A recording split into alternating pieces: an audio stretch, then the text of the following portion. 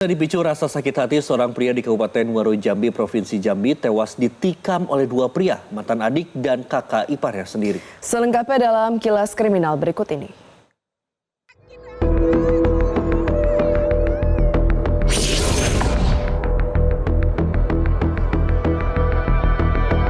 Polisi mengungkap motif pembunuhan seorang pria yang ditikam oleh dua pria yang tidak lain merupakan mantan adik dan kakak iparnya sendiri.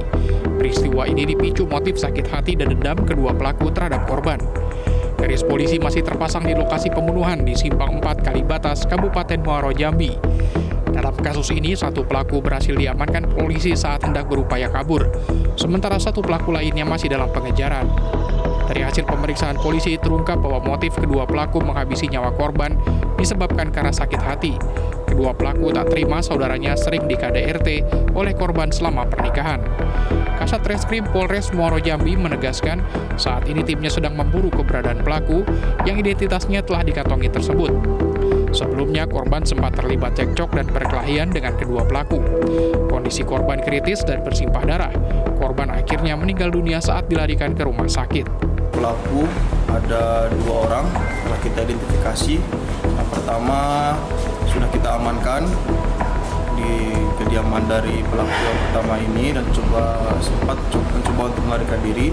Yang kedua, para pelaku ini sudah kita identifikasi juga dan masih dalam tahap pengejaran. Doanya agar pelaku yang kedua dapat kita amankan.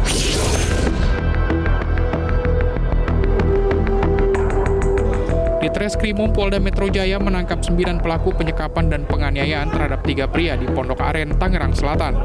Penyidik masih mendalami motif di balik aksi kejahatan tersebut. Para pelaku ditangkap di sejumlah lokasi setelah penyidik menerima laporan dari salah satu korban yang berhasil melarikan diri dan melapor ke Polda Metro Jaya pada Senin 13 Oktober. Korban merupakan pasangan suami istri dan 2 orang rekan lainnya yang menjadi sasaran saat mencoba menjual mobil melalui media sosial. Dari transaksi jual beli tersebut digunakan para pelaku untuk menjerat dan menyekap korban di sebuah rumah di wilayah Tangerang Selatan. 9 orang pelaku saat ini telah ditetapkan sebagai tersangka. Polisi juga menyita sejumlah barang bukti, termasuk mobil yang digunakan untuk membawa korban, plat nomor palsu, serta senjata airsoft gun yang diduga digunakan dalam aksi penyekapan.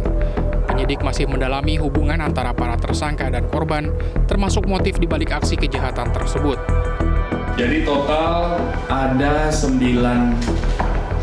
orang yang sudah diamankan atas dugaan peristiwa pidana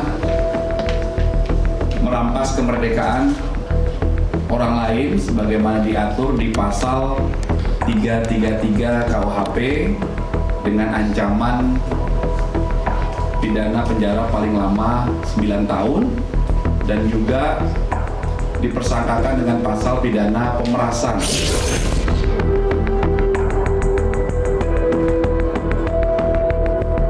Polisi menangkap Mawardi, warga yang mendorong Lurah Perintis Kota Medan, Sumatera Utara, Muhammad Fadli, hingga jatuh ke parit. Pelaku ditetapkan sebagai tersangka dan telah ditahan di Mapolsek Medan Timur. Pelaku dijerat dengan pasal 351 ayat 1 KUHP karena korban mengalami luka di bagian tangan dan kaki akibat terbentur ke dalam parit. Sebelumnya, Mawardi mendorong Lurah Perintis Fadli hingga jatuh ke parit pada Senin 13 Oktober lalu. Insiden tersebut berawal saat Lurah Fadli hendak melakukan pembongkaran polisi tidur yang terbuat dari ban bekas di Jalan Madukoro, Medan Timur. Namun aksinya diprotes oleh Mawardi. Keduanya pun terlibat cekcok hingga akhirnya Lurah Fadli didorong Mawardi hingga masuk ke dalam parit. Dan sudah kita tetapkan tersangka atas nama Pak Mawardi dan sudah kita lakukan penahanan. Dan kita terapkan pasal 351 ayat 1. Ada upaya restoratif justice atau gimana? Nanti kita lihat perkembangan berikutnya. Apabila nanti ada etiket baik dari pihak tersangka sesuai dengan aturan, kita bisa melakukan restoratif justice.